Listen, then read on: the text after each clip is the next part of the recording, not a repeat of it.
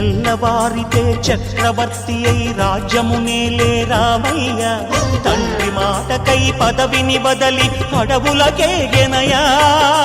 మహిలో జనులను కావగ వచ్చిన మహావిష్ణు అవతారమయ్య ఆలిని రక్కసుడపహరించితే ఆక్రోశించెనయా అసురుని త్రుంచి అమ్మను తెచ్చి అగ్ని పరీక్ష విధించెనయా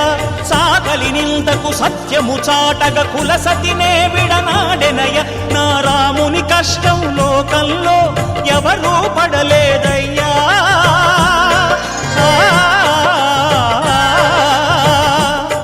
నా రాముని కష్టం లోకంలో